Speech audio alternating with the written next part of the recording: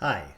In this final step of our tutorial on our turret blaster, what we're going to do is we are going to add functionality to our script to not only find and rotate to a target, but follow the target as it moves, firing as it goes. And then once it goes out of range, it will rotate back to a neutral position, looking for more targets to rotate toward.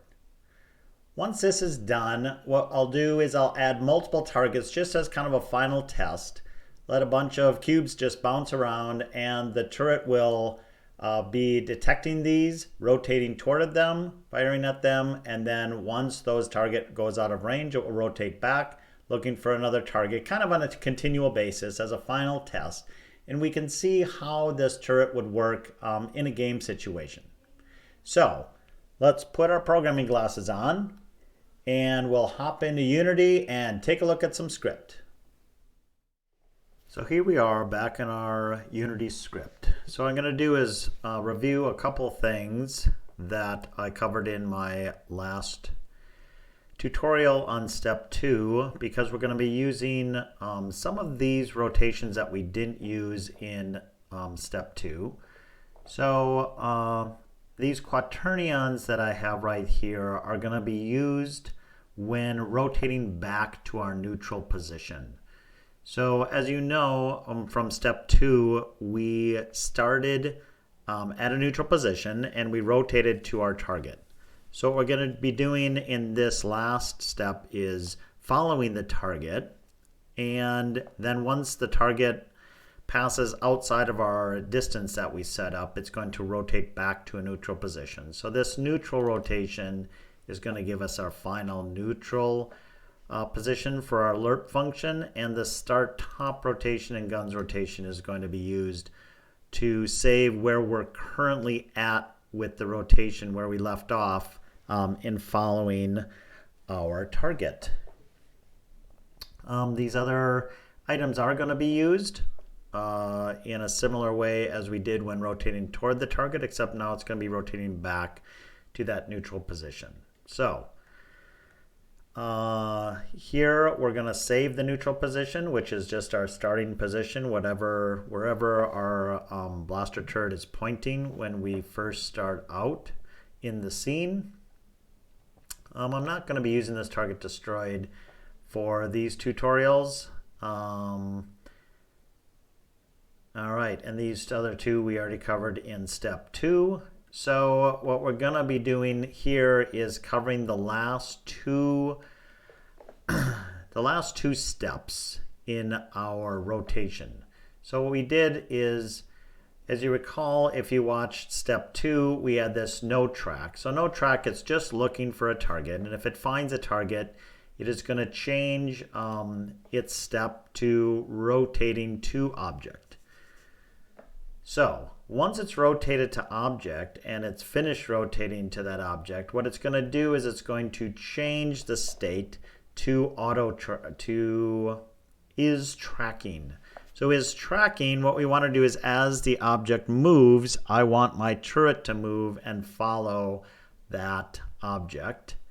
And it's going to be firing our laser bullets at the same time. And here I've just hard-coded it's going to add a laser bullet every 0.2 seconds. It's going to add a laser shot. That's what the time between bullets is doing. And then once it's out of range, it is going to set our state to rotate to neutral. And then it will be calling this rotate to neutral function every update. So let's go through those functions that do these operations. So as you recall, this rotate to target, what I did last time is I just set it back to no track just for step 2. But now in step 3, once it reaches its target and we're done rotating, and we're done rotating, as you recall, when our current rotation divided by the rotation angle amount is greater than or equal to 1. So an alert function, as you remember, this units is used between 0 and 1. And once it's 1, it is reached its final rotation.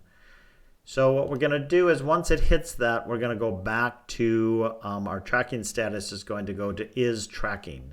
So then, of course, the next update, it will be calling whatever function comes with that step. And the function that comes with that step is auto target. So auto target is going to essentially be following the target. So the first thing it's going to do is it's going to find the distance between our position and the target position. And then it's going to check to make sure that our target is still within the radius. So if it's not within the radius, it's going to compute some angles and rotations to rotate back to neutral.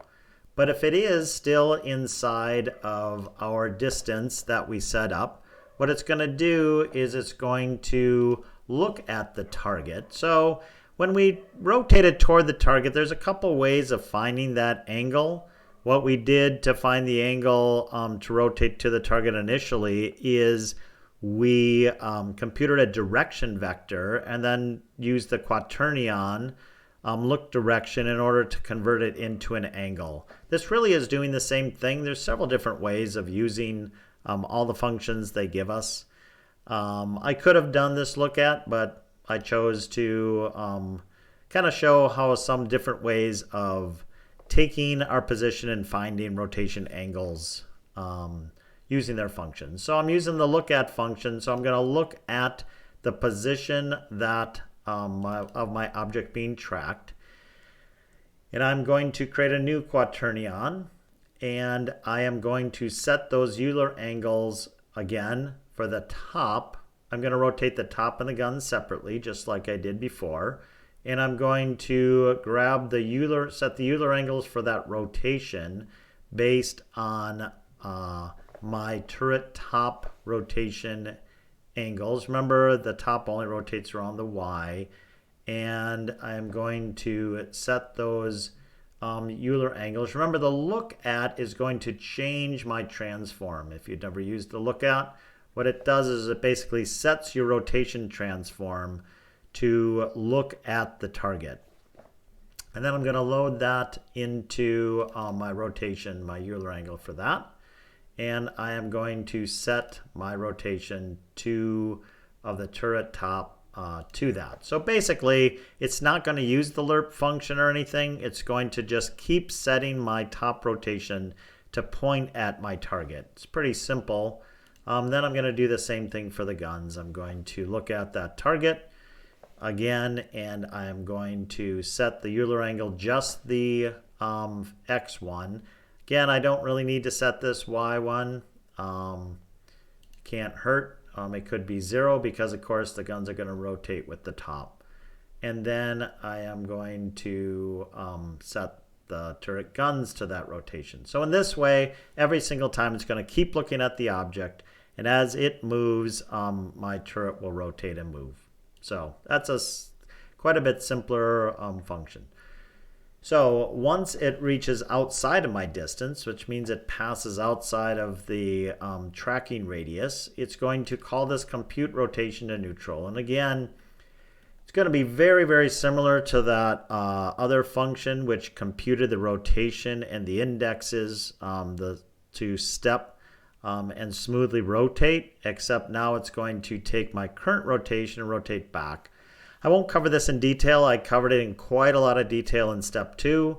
If you didn't watch step 2, you can look at that, and I go through a lot to talk about how these are computed. But essentially, what I need for my lerp function is I need 2 angles. I need to know my start rotation, and I need to know my end rotation. And the start rotation will be my current rotation, where I'm at. And then I want to rotate back to neutral. Well, as you recall, up top in our start function, we saved the neutral position. So I know the end rotation position. And the rest of this, what it's going to do is it needs to compute the rotation amount. And basically what it's doing is it's computing the angle, the total angle that I need to do in order to rotate. So another way of doing that is by adding, or in this case, subtracting angles.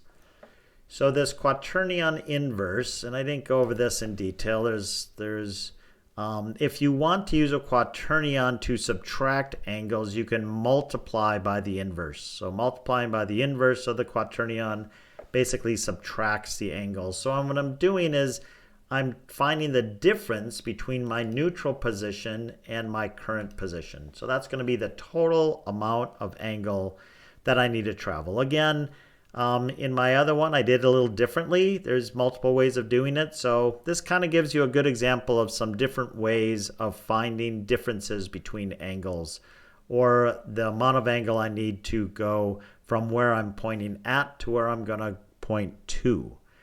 So I find the rotation amount, and I'm going to grab just the y value again for that top rotation. And I'm going to do the same thing for the gun's rotation. I'm just going to grab the x amount. Again, the same as I did before to rotate to the object. And then I'm going to, of course, the guns move between 0 and 90. The top moves between 0 and 180. So I'm going to make sure that those are within those ranges. And then I'm going to start my current rotation, which is my step value. So now all those are computed. And of course, what it does is it sets the state, my tracking status state, back to rotating to neutral. So now the next update is going to call my rotate to neutral function. So in that function, it's quite simple. You're really using, again, the exact same thing as rotating to the target. I'm computing my index. Remember, my index goes between 0 and 1. It's going to take the time the rotation speed. And essentially, my step value is going to be my rotation speed divided by my rotational angle amount. So again, the bigger the angle, the longer it's going to take to go between my start rotation and end rotation. This gives, of course, the constant rotation speed, which is what I want, no matter what size the angle is. And then once it reaches 1, of course, it's checking if it's greater than or less than or equal to 1. Once it reaches 1, it's going to set my state back to no track, right? Because it's back at the neutral position. It's just waiting and looking for more targets. All right, so that's the code. So let's pop into Unity. So what I've done here is I have this cube. And if you remember, let's take a quick look at this. We have our, where is it? The tracking tag is target. So my green cube has the tracking tag of target. So it's going to find this as a target. And instead of just staying still, I wrote a quick little script. It's just going to slide this cube across.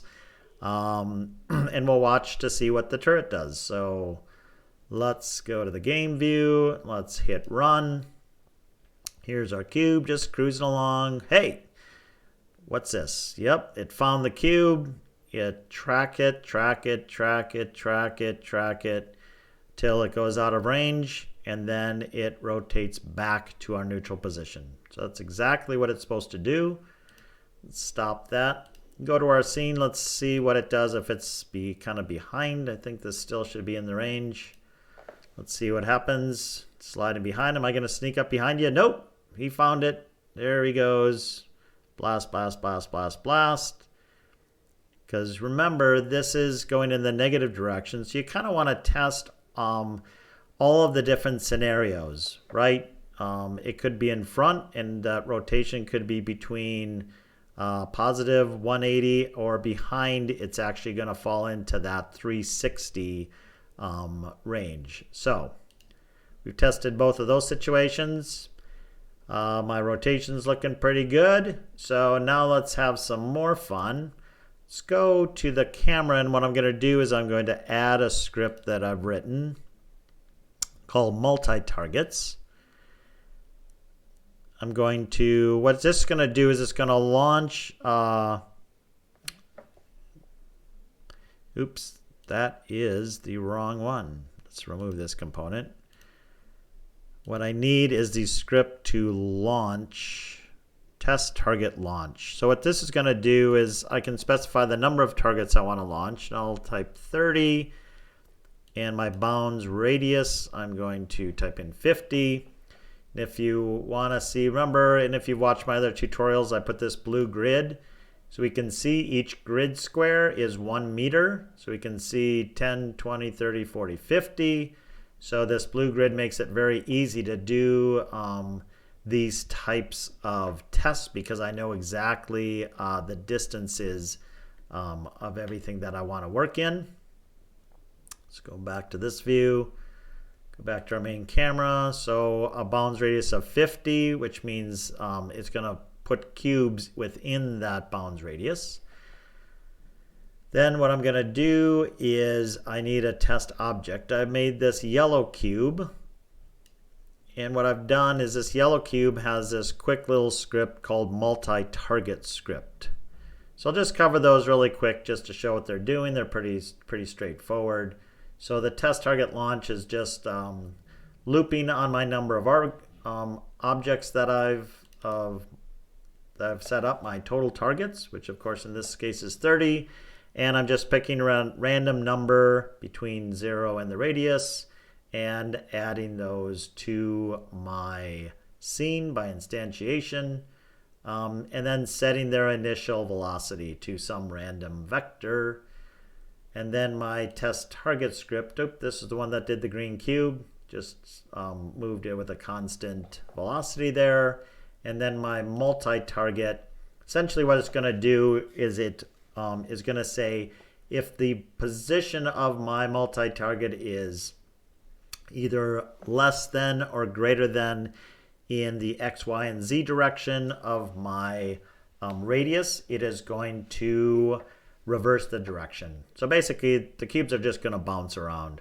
And then for the Y direction, the Y direction up and down, it doesn't let them get below 30 essentially, so they bounce off, so they will bounce off basically slightly above my blue plane. All right, so let's go back to Unity. So essentially what we're going to do is we should see 30 cubes bouncing around, and the turret should be tracking those and rotating toward and blasting them as it follows them. So let's run this. Here we do. We see the yellow cubes bouncing around. We see our green cube, of course, is still going. So as you can see, it is going to track, and there's a lot of cubes, so it pretty much gets to neutral, and then another one is within its radius. And you can see it's handling all the scenarios, even the ones where it's straight up that it has to blast, or the tricky ones are when it goes straight up and over the top. Sometimes it spins around. And this is just the normal part of handling the angles correctly. So as long as your math is correct and you're handling all those angles correctly, it's going to handle every single situation.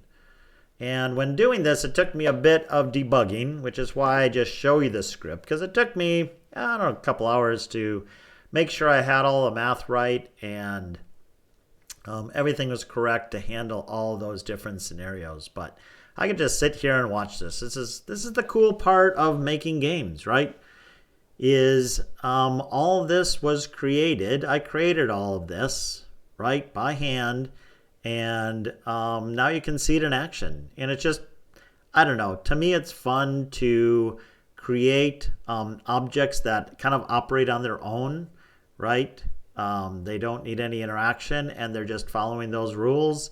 And it almost gives them kind of a life of their own. I can imagine, this kind of being a thinking robot that's looking for targets. Even though it's a very simple algorithm to find the targets, it still kind of gives you that feeling that it's somehow thinking and watching. It's always watching, waiting for things to come within its range and to follow. Some things we could do to update this. I added a thing to actually track hits. You'll notice that a lot of times it misses the cube because, of course, the two guns point right at it, which is technically right between the two blaster guns, and the laser bolts actually go on either side of the cube in many cases. So if you're putting this into a game, you might want to actually have them aim at the point so they actually go get narrower. They kind of point toward the target instead of straight in the direction of the guns. The other thing is that you can add a smarter algorithm. Maybe you have targets that have different sets of priorities and that there's some weighting to it, so it's always going to pick a target with a higher value to shoot at. The other thing is that with so many targets here, it really doesn't have to rotate back to neutral. You could have it, as soon as one passes outside of the range, you could have it automatically just rotate to the next one within range, instead of rotating back to neutral. And if it initially doesn't find anything within its range, it could just rotate back to neutral. And even while it's rotating back to neutral, you could continue looking for targets and actually change state so that it doesn't have to go all the way back to neutral before finding another target. So lots of options, but once you get the basics working, you can tweak it again for your situation. And again, you can use this basic script now for any type of auto turret that you want. And that's really what you're after, right? You're after building a library of scripts and even objects. Have a variety of blaster objects that you could use for a wide variety of game situations. So this concludes our blaster turret demo. I hope you enjoyed it, and if you did, give it a thumbs up and subscribe to my channel. Again, I have lots of other tutorials and adding more every week. So I hope this helped and you have fun making your own blaster turret, and keep watching.